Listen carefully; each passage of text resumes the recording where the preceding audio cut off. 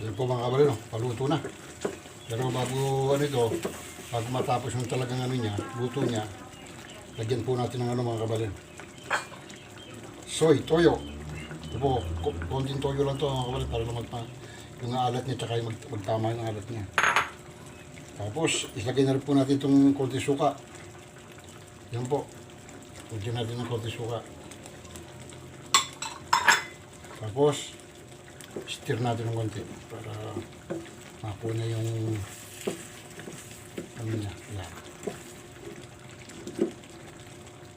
Ano, mga balat-balat niya, mga kabalin, kalambot nito. Meron, sauce pa lang eh.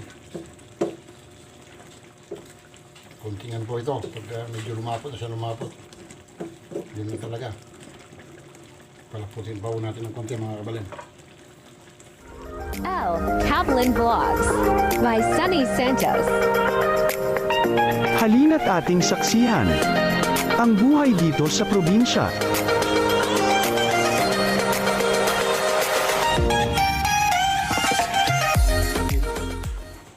Bago natin lagyan ng mantika para ma-dry po siya. At ang gagamitin natin mantika mga kabalin is Golden Fiesta. Ito po kasi yung in-advise ng mga doktor sa misis ko para sa mga diabetic po. Ito ginagamit nilang ano po, oil. Kunting oil lang po ilalagay natin mga kabalin. Ayun, lalagyan na natin. Yan. Ganyan lang po karami. Hintay lang po natin uminit yung mantika. Mga kabalin, bago natin lalagay yung ano natin. Yung konting halo-halo lang po. Medyo madilim po ng mga kabalin.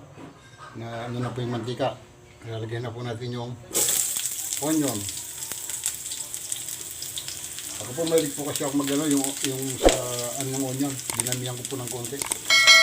Para ito po kasi yung aroma niya, yung masarap po. Medyo ano na po natin ng konti. Yung sibuyas.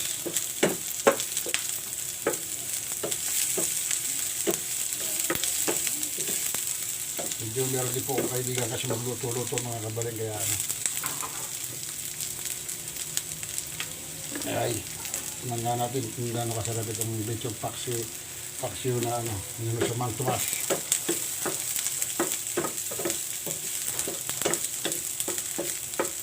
Yan, medyo okay na po yung ano natin. So, lagyan natin ngayon yung ano, susunod na po natin yung bawang, garlic. Yan na po.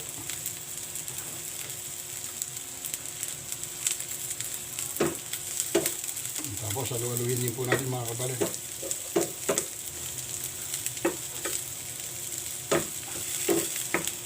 Mayroon po kasi akong nadaanan kayo na dyan sa ano, paling sa bayan, yung mga bandang alas 3. Tinitinda ng mga lechon. Nainganyo po akong bumili. Kaya mayroon pong natirang konti.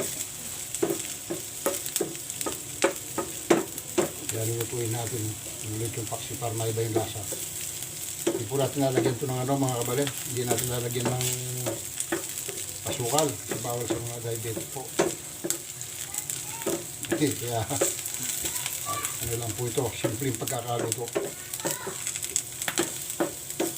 Yan po. Okay na po siya mga kabalin. Yung susunod na po natin ngayon, siyempre yung ating baga sa laro, yung main event natin. Ano po mga kabalin? Ayan po mga kabalin. Oh. Yan. Ilalagay na po natin.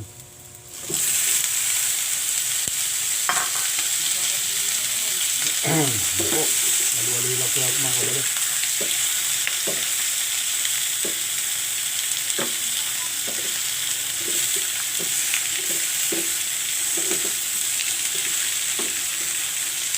Yan po. Yan lang po. So, maya-maya pagka ano, iyan na po natin yung natin.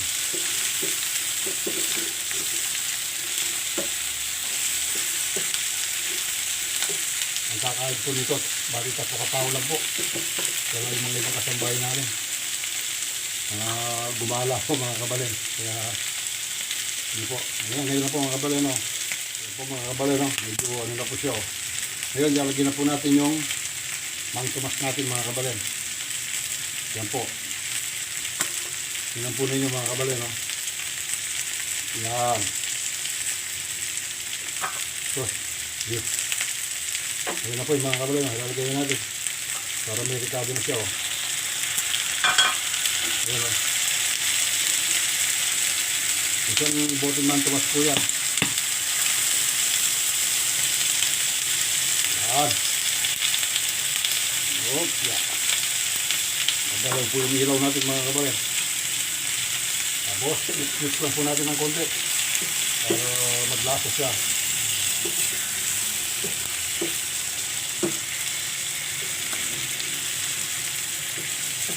Tingnan lang po mga kabale, no? Simple ano. Mamaya man, nagsumpaksyon na po ito. Tingnan lang po siya simple. Oh.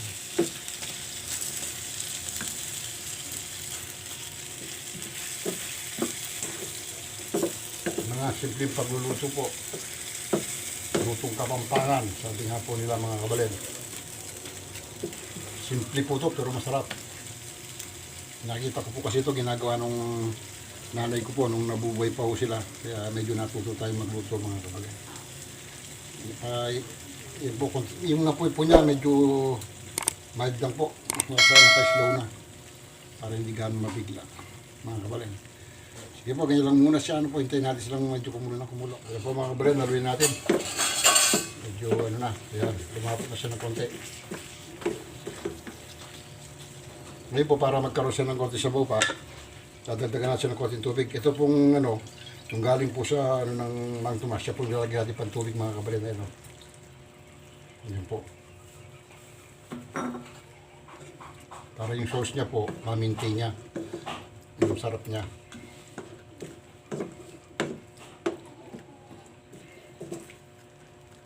Sarap na pong tingnan mga kabale, no?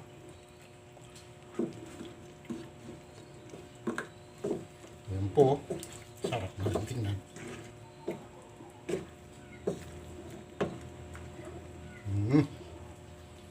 Ilagyan natin ng ano mga kabale, no? Black pepper. Ayan, no? Nagbura natin ng black pepper. O pamintang durog. Mamaya po, titikman natin kung kailangan pa magdagdag tayo ng asin kasi yung alam ko kasi Mang Tomas na yung templado yan eh. Pero depende po sa panlasa ng ano, nagluluto.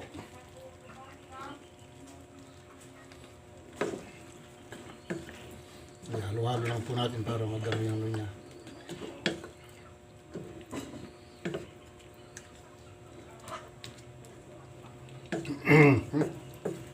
Sarap na pong tingnan mga kabali, no? Talagang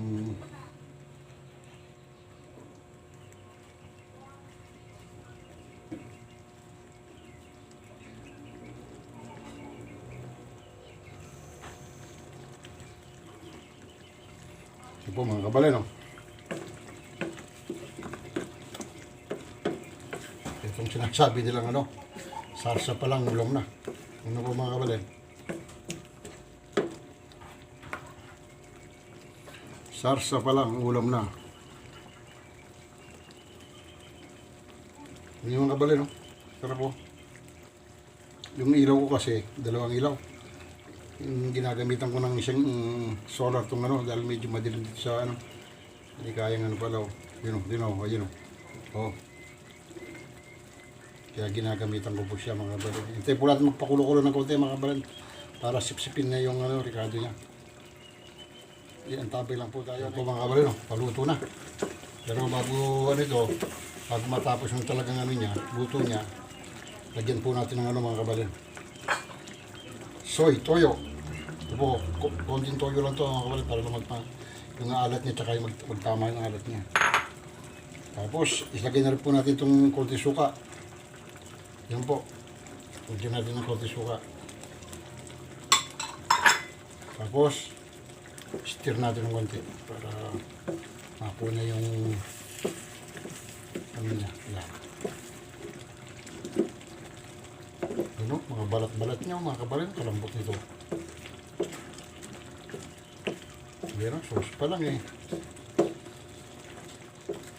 Kontingan po ito. Pag medyo lumapot na siya lumapot. Yun na talaga. Palaputin pa po natin ng konti mga kabalin. Yan po mga kabalin, no? Yelo natin ng konti. Medyo lumalapot na. Manago natin. Kung anong dapat pang ilalagay. Ito mga kabalin, titikman ko.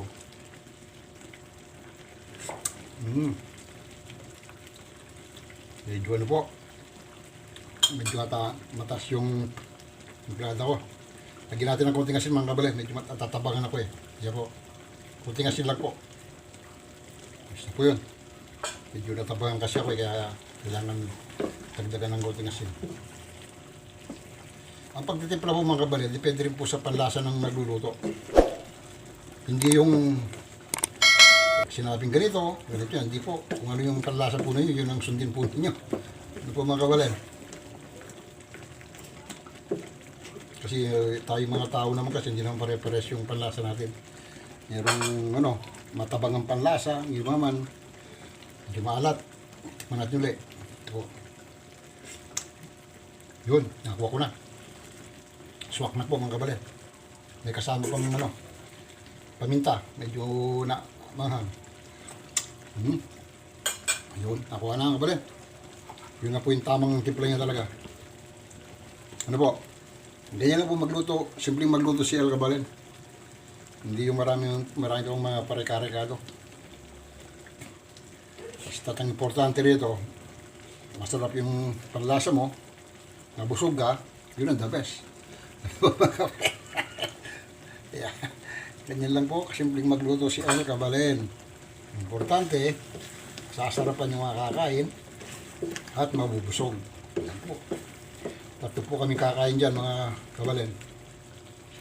At siya nga po pala, humingi po ako ng pamahin sa mga subscriber ko po at sa mga followers ko. Itong mga nakarambuan po, hindi ako nakagawa ng video. Naging busy po tayo mga kabalin.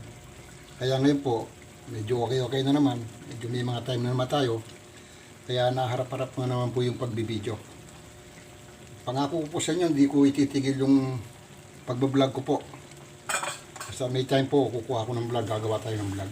Kasi po marami po akong, minsan nakakasalubong ko sa kalsada, yung mga taga rito sa bayan ng Erona. Tinatanong po nila ako bakit daw hindi na yata ako nagbablog. Ngayon pala, iniintay din pa nila, ay papaano po ng mga taga-subaybay po natin. Ano po mga kabalin? Kaya humingi po akong pangmanhin. Sana po sa ganitong mga pagkakataon na lagi nyo akong subaybayan, lagi nyo po akong maunawaan at maasa po ako sa palagi ninyong pagsuporta sa akin.